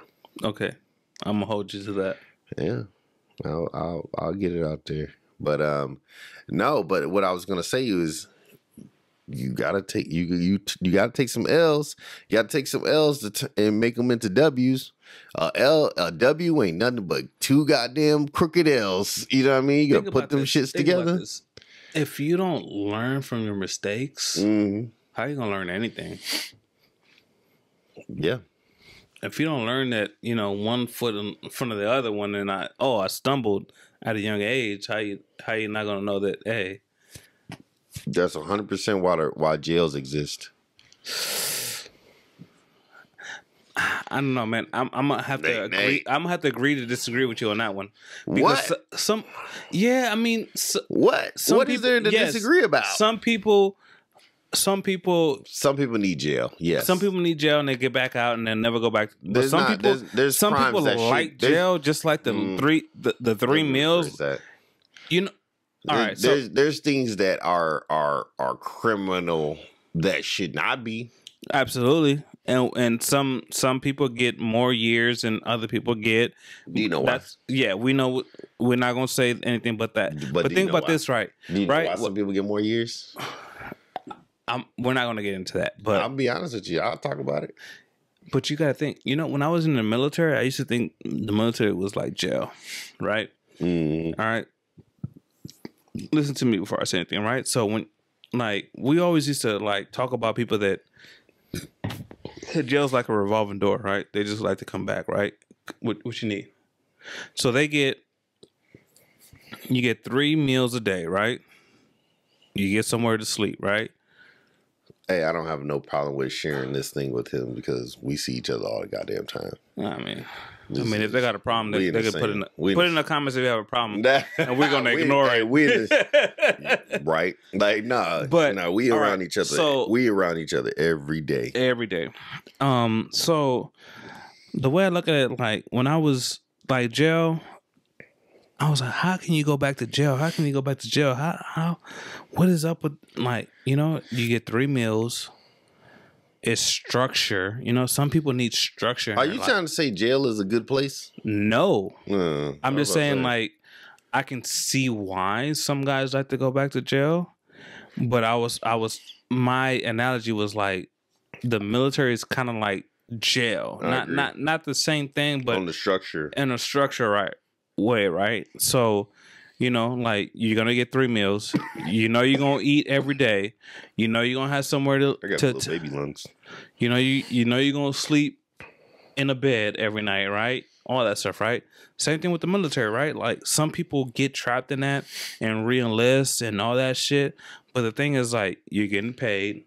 Yeah. You're gonna get fed. That's true. Like, you know what you're getting yourself into, right? That's true. So I just feel like people in jail, that's why it's a revolving door, because you know what you're going to get into. Like, these guys know they're like, I'm just going to rob this. Because I know guys that, like, I've met guys and know guys that are like, man, I'm just going to rob this bank, rob this liquor store so I can get like 6 months, 8 months, a year, whatever.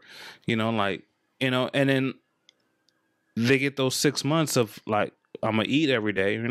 Some of these guys get out of jail, they're not eating every day, right? They're not getting somewhere to live, right? Like, they have to be reintroduced into society. And sometimes it's hard for these guys to get reintroduced into society. Like, how am I gonna hold a job? Like, what am I gonna do? Whatever. Like, I'm just gonna go back to jail. And it's like, it's sad. They'll go back to doing the type of shit that will get them put in jail. Which is sad, but it's true though, like, and it doesn't go just for black men. It goes for white laziness. Men. It is. Yeah. And it goes back to, like we were saying, like the parents, like, what do their parents look like? What are their parents inspiring them to do? Yeah. 100%. And like, it's sad. And like, I got stuck like that in the military too. Like, I re-enlisted and did that, and because shit, like, it was simple. I was getting paid. I wasn't doing money. Like, I know what to expect, and like, I guess that's why I struggled at first when I first got out of the military, because I didn't know what to expect. That's a big thing. And I'm glad that you touched on that, because that's a huge thing for anybody that leaves the military, is they get out and then they have no idea how to reintegrate into society, because they're used to being around a bunch of people that act the same way, that do the same expect thing. Expect the same thing. But then you get around all these, then you get out and you get around all these people with all these different feelings. Some people feel like you, most people don't. I'm gonna be honest with you. I've been out of the Marine Corps for, what is it, 8 years now? Same here. I've been out of the military for about 8 years. I've been out of the Marine Corps for 8 years now. And guess what? I still don't understand most people. I still don't understand most of these kids today. I have no clue what it is that you're thinking and why you think that way. But I do make it a point to try to understand, not to understand so I can try to change you, to understand so I can just understand who you are. Right? It's most of the time where I say that I understand you is I understand how you got there in your mind, but that don't mean that I agree with it. That don't mean that it's something that I would do. Most of the time it ain't, most of the time somebody will tell me, oh, well, I acted this way towards that person because they said something I didn't like. Okay, this is something you didn't like, so you decided to make it a point to disobey them, and this person is above you. Disobey them in a group setting to try to make them look stupid. I don't understand that. I don't get it. Why didn't you just pull that person aside and say, hey, I don't like the way that you talk to me, and I don't think that's conducive to a positive work environment, and you should probably refrain from doing that. And then y'all move on. But Yeah. no one wants to have a conversation because they think that that person is going to punch him in the face or is going to say something disrespectful to them that they ain't going to like. And maybe that person is just waiting for you to say some shit like that. And maybe that person needs somebody to tell them something like that because this person don't know that maybe somebody would fuck them up. And, you know?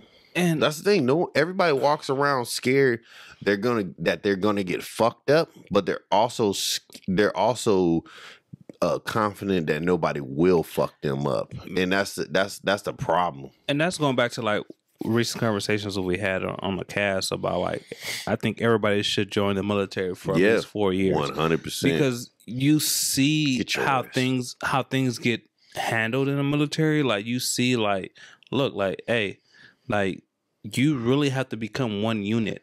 Yeah, like doesn't like we got people from Alaska, from Texas, from Idaho, from Vermont, whatever, right? Yep. And you're all together, right? Like you all have to move as one unit, right? Regardless of what your beliefs are, how your racial beliefs, whatever it is, right? Like how you brought up, like you have to understand everybody that's standing next to you. Like you have no choice to understand what this person's about, how he moves, why he feels the way he feels, and you have to move all as one unit for the greater good, right? Mm-hmm. So I just feel like everybody needs to join the military for at least 4 years just to experience the brotherhood.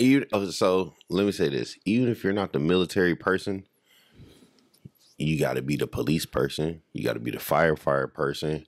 You got to be the doctor person, the nurse person, whatever civil servant you could be. That's because what you something need above to be. Yourself. You need to care about something above yourself. I honestly, to God truth, I don't trust people that don't believe in something above themselves because you don't know nothing. You know what I mean? You're just like, all about yourself and selfish. You too selfish for me. You too selfish for me. You have no morals. There's no way that you can operate in this world without a moral compass.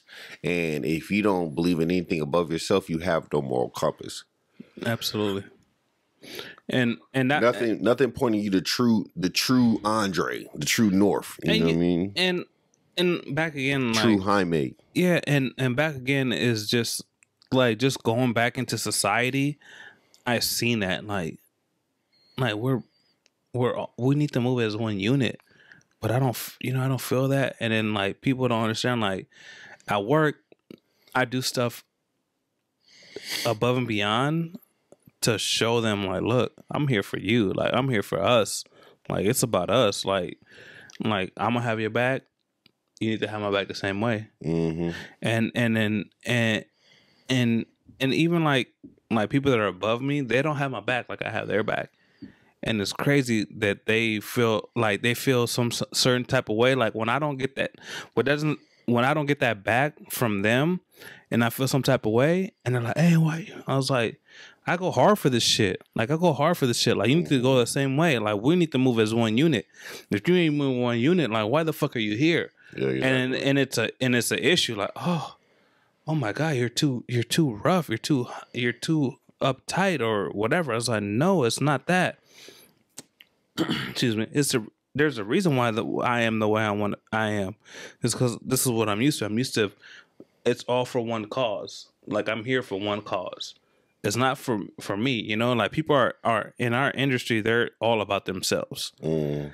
And I just feel like, look, if you weren't just about yourself and you're just about, the overall greatness, like you'll do fine. You'll be fine. You'll succeed.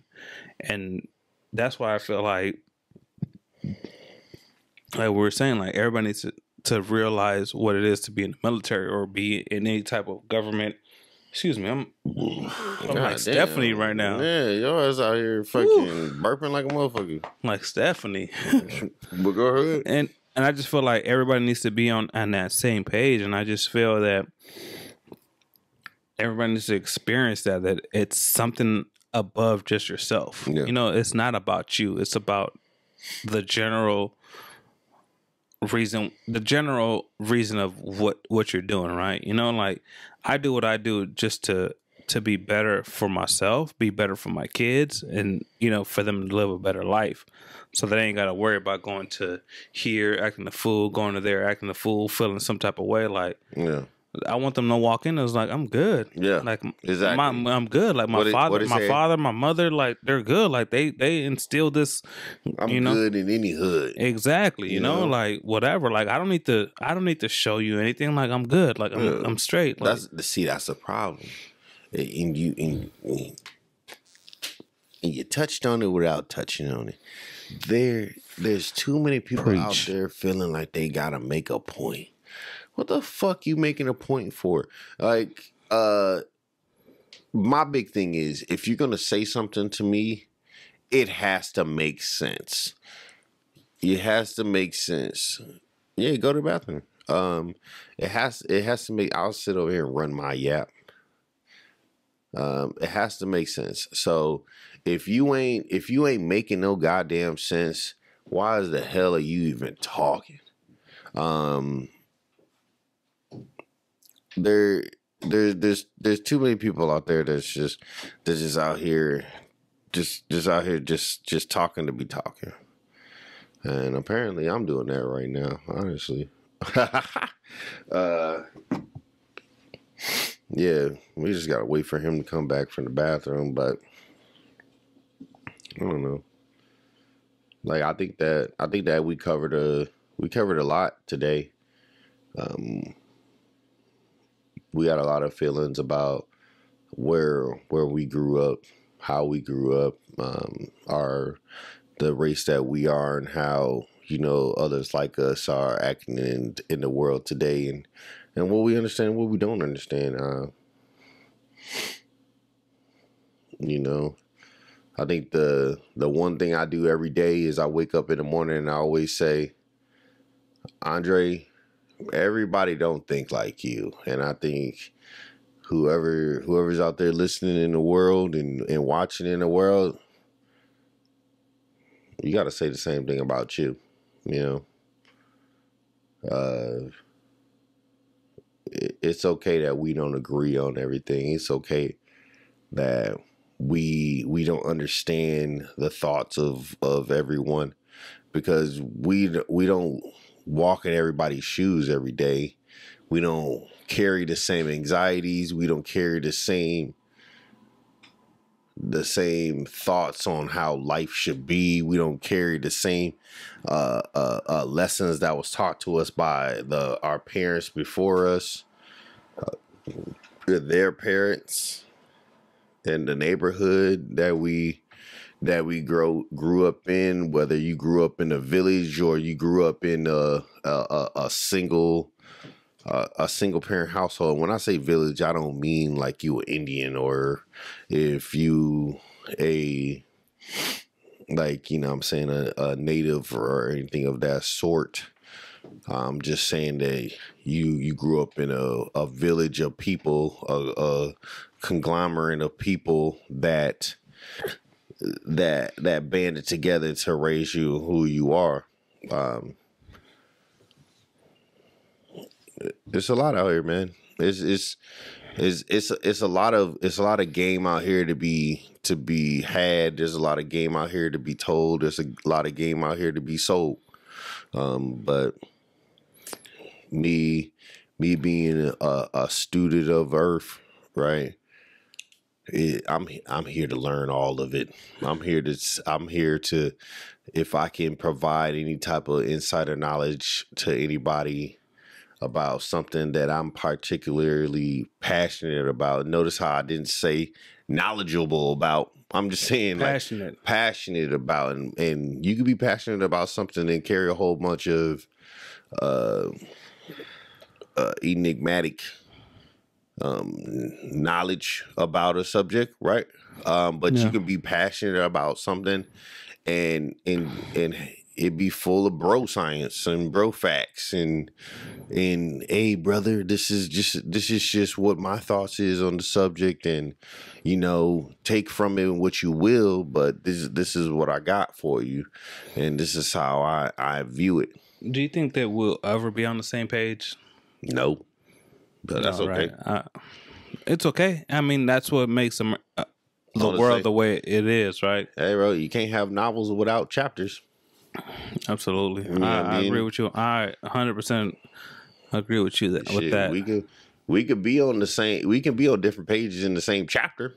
I'm cool with that. Yeah, same chapters, different pages. I like that. Chapter, different pages. I like that. I'm because down everybody's like, "Oh, I need to be on the same page as me." I was like, "No, I'm in the same chapter." No, I don't. We're on the same chapter. I could be ahead of you. I could be behind you. As long as our end goal is the end, like with a positive note. You know what I mean? Maybe a little bit of calligraphy. Right. I always tell you this is like in about 1,000 years, everybody's gonna look the same. I don't care what anybody tells me. Even if we don't look the same, like we're all gonna look the same. It's cool that we don't look the same. I'm great with that. You know what I mean? You know how annoying it would be for it just already happens to me. I don't know about if it happens to you, but how annoying it would be for me to be the same level of attractive as somebody else. Here we go. What? Ain't that about some bullshit? You know what I'm saying? Like how, like you as a woman, you as a couple women, how could you decide between a bunch of me's? I couldn't. You know what I mean? With the amount of with that confidence. Have you ever got? Because I mean, you date outside of your race. Yeah. You're married outside of your race. Yep. Like. I already know what my answer is going to be, but how does that affect you? Like, how do you see that? Seeing that you're dating outside of your race, like how do your people take that? Like, how does your family take that? Oh, my family loves it. My family love me. Period. What about your own kind? My own kind? Depends on where you are at mentally in your life and compared to where I'm at mentally in my life. I'm like I said before, I'm a student of this earth. So like I like to take things from everybody. I like to learn things from everybody. If you're a closed-minded person and feel like, you should only be with a black woman, you should only be with a black queen, this and that, or you, whatever race you are, you feel like you should only be with your races. It's okay. It's okay for you to be with your own. It's okay for you to do that, but why do you feel like it's okay for you to say that to me? At a very young age, I think I was like 18. Mm-hmm. I told this person like all I did is black girls, and he looked at me. I was like, "What?" I was like, and this sounds so stupid.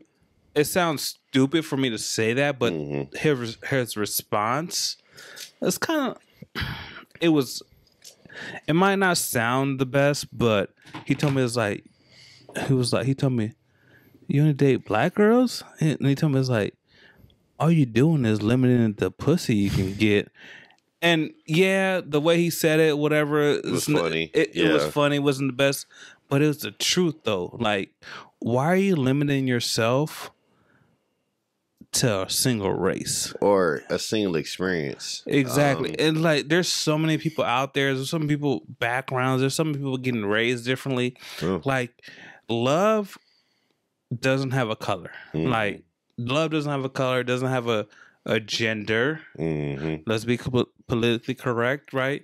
And then when he told me that, I was 18 years old when he told me that, and I was like, "You're absolutely right. I am limiting the pussy I can get, right? Or asshole, whatever, right? whatever everybody else. That's resonated in my life for the last 30 years, right? I was like, I don't look at color. Like at this point, since I was 18 years old, I didn't look at color. I just looked at personality. I looked at you know, like what attracts me to a person, like, and it's personality, right? Yeah. And First, well, you know what I mean? No, personality ain't the first thing that attracts you to somebody.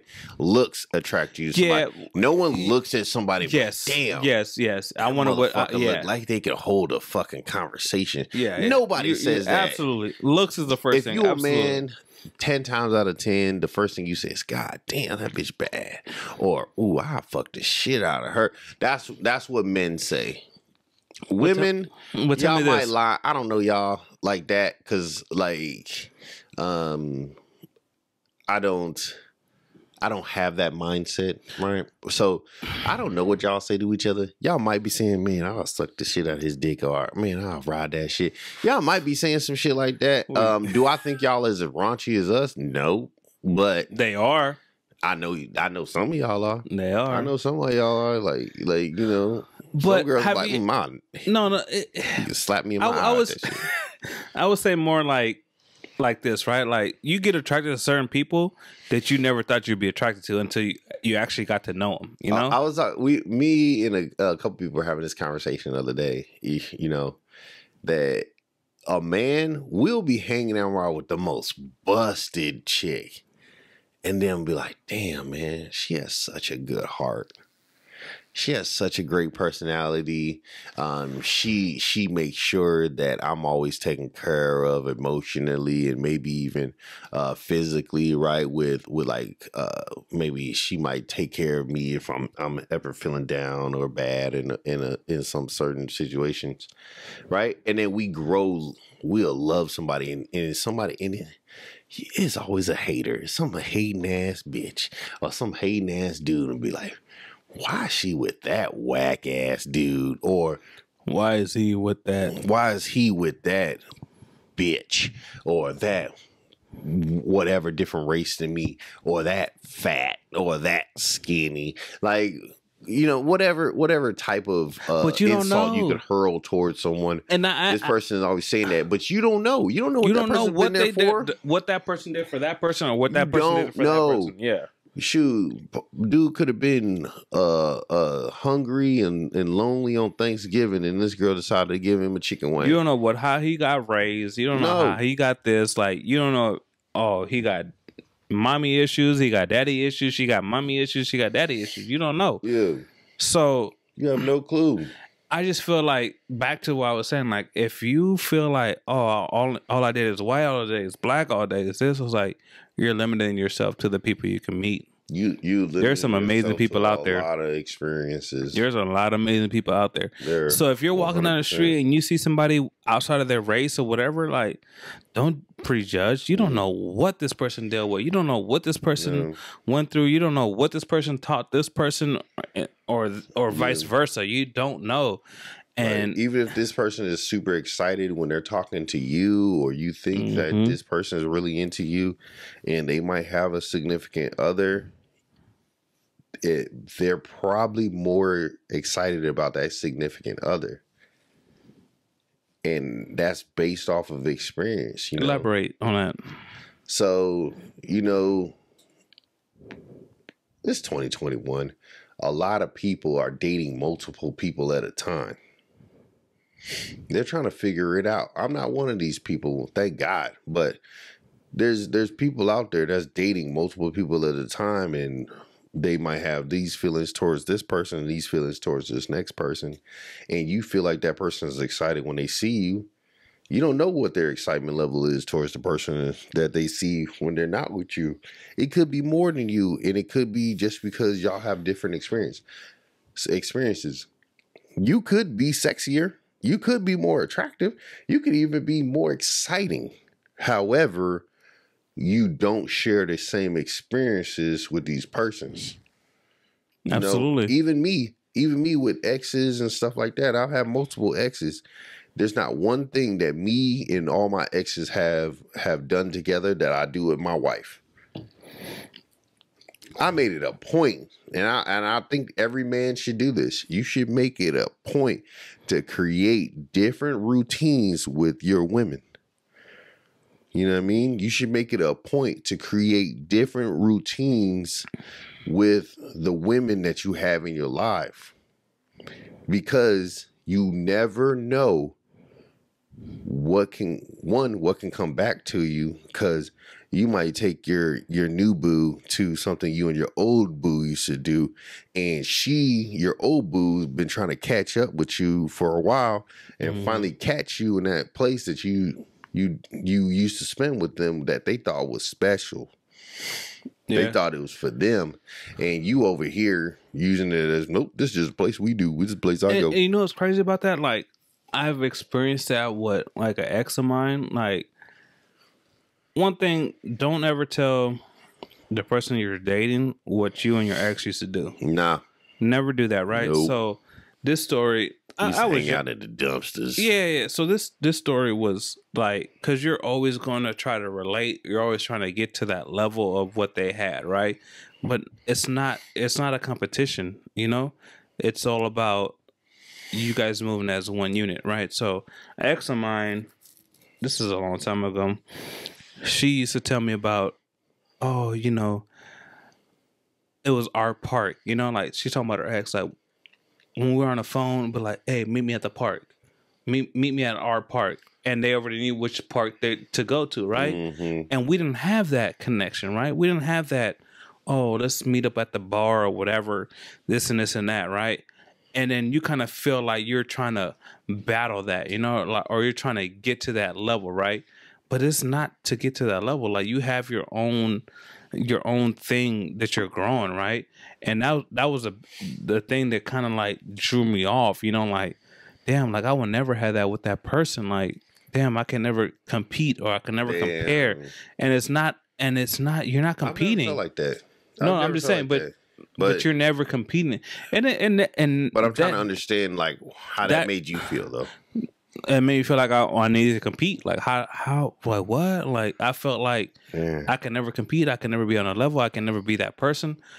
And obviously the relationship didn't work out, right? And the same thing goes, that generalizes everything, you know, like don't try to compete or try to be that person that and like going back to her, like don't bring that shit up. Like, don't bring up the shit up like, oh, this person, like, build your own relationship, build your own structure, build your own, you know what I'm saying, brand in this relationship. Exactly, right? Yeah. Build your own thing, you know? Like, don't bring that stuff up. Like, I would never bring up shitty feeling. Yeah, and I've been through that, and it's okay. Like, this is a long time ago. And yeah, that don't mean that it's okay. And I grew from it, right? And then now I look at it as like this: like I will never tell any other woman or whoever I'm with or whatever, like what I used to do with this person and how it's nothing. When somebody bring up their ex or some bullshit, go be with that motherfucker. The first thing, I don't even say that. That's what, in my head. The first thing I say is, I'm already better than that person. And if somebody had the audacity to ask me, how do I think I'm better than that person? I'm here. That person isn't. Exactly. That's the answer. I've used that before, yes. I'm here. That person isn't. That's the answer. You know what I mean? Like, if you're going to sit up here, you're going to argue with me. You know, it's never happened to me. But, like, if you're going to sit up here and argue with me about, you know, why this person was this and this thing in your life. And it's like, okay, obviously you weren't this and this thing for that person in their life. So you should probably just get over that too. You know what I mean? Like, get over that too. Like, why are you holding on to something that didn't want to hold on to you? And that's just immaturity, you know, like you don't know what to say. I just feel like now at this age, I will never bring up other stuff, you know, like I wouldn't bring up what this person did. That's some like, petty ass shit. It's very petty, you know? And I just feel that you don't need to know about that stuff. Like, why? Like, that's in the past. Like, if you want that, go back to that, you know? Like, I've had women bring up, like, oh, my ex used to do this, my ex used to do that. I was like, where's that nigga at now? Yeah. Where's he at now? Like, go be with him.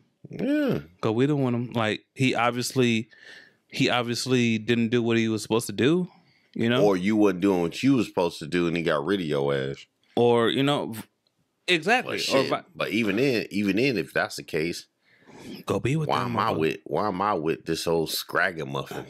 Like, You know what I mean? What do you want from me? You know, like I was raised differently. I'm not that person. Like I'm not this person. Like he was raised differently. He's done different stuff than me. Bro, I vice fully versa. believe She in- hasn't done this. He hasn't done that. I fully believe in that one man's trash is another man's trophy or whatever they say, right?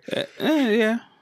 I believe in that, you know, and honestly, the word trash and trophy aren't even the right words to use. The right words to use are another man's experience may not be my experience. Absolutely. I'm not You him. know? I wasn't raised the way he was raised. Well, not even that. It's like I'm not him. He didn't vibe with you the way that I vibe with you, which might cause you to either to react to certain things in a different manner than you reacted with him, and same and vice versa, right? Like you might react in different ways that he reacted with her. You know what I mean? So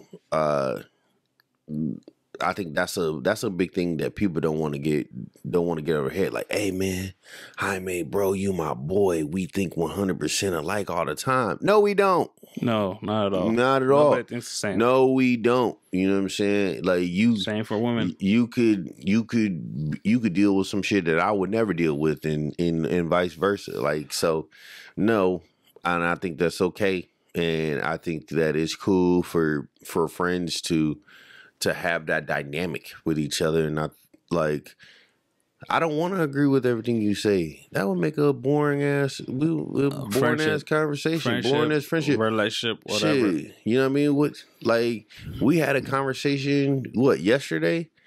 I wasn't saying shit that you liked. I'm not gonna repeat none of it, but like, I wasn't saying shit that you like. I guarantee I wasn't. I went to sleep knowing that fact. I went to sleep like, man, I probably didn't say shit he wanted to hear. But at the same time, I also said, but that doesn't. If you want a homie that's gonna sit up here and hold that against friend you, that's gonna sit up here and only agree with you 100% of the time and build you up on a pile of bullshit. How are we gonna get better ourselves? I ain't that homie either, and I don't want you to be that homie. And how are we gonna get better? And how we gonna get better if we not keeping it real with each other? Absolutely. You know what I mean? Like Absolutely. That's what everybody should do. If you got a friend right now that you feel is fucking up, or you got a friend right now that you feel like you haven't been all the way honest with, unfuck yourself. Be honest with your friends. Like, why yourself? It's not your homie. It's not your homie's fault if that they're you gonna take it a certain way. Yeah, it ain't your homie's fault that you can't talk to them. That is your 100% your fault. If you can't have a conversation with your friends and be 100% with them, they're not your friends. That's not your homie. That's not your friend. And if you don't feel comfortable saying that in front of your friends, like there's a problem. Like you a problem. Yeah, exactly. You are the problem. Shit, there's sometimes where my wife would tell me like, hey, you know, I kind of feel like you were going too hard on that person, and I'd be like, well, I feel like it was on my heart to tell him, and I'm not going to be the one feeling uncomfortable around you because I have something to tell you. That don't make no sense. That's not fair to me. That's not fair to me. For the person that you're telling either. Yeah. At least it's not fair to both of us. At least you're opening their eyes to how you feel. And then at least they have that knowledge of how you feel towards them. Bro, you know, like, hey, what I say earlier about body dysmorphia, you don't see yourself how others may see you, right? I feel the same way about emotional dysmorphia. I just made that up right now. Sounds good though. They do. Emotional dysmorphia, meaning you may not feel the way about yourself or that somebody else might feel about you. You know what I'm saying? And I think that's more important. And there's nothing wrong with that. There's nothing wrong with growth. People tell me about myself all the time, and I take it, and most of the time, like I know about it because I like to say that there ain't shit about me that I don't know about me, right? But I know my good things. I know my bad things. I know the things that I'm working on. I know the things I need to work on. You know what I mean? Vice versa, yeah. But there's a time and a place for all these things that I'm working on, and you know, for my own mental health, I have to work on them in pieces. It's not gonna happen overnight. Nothing happens overnight. Nothing But do. hey, great conversation, man. Thank you. Hey, thank you. We're gonna end it tonight. It was a great night. Yeah. Episode, whatever the hell we want to call it, Jungle Juice. Hey, we're gonna post it. You know how it is. Thank you guys for having us, and good night. Yeah. Yeah. Yeah, you stupid for that.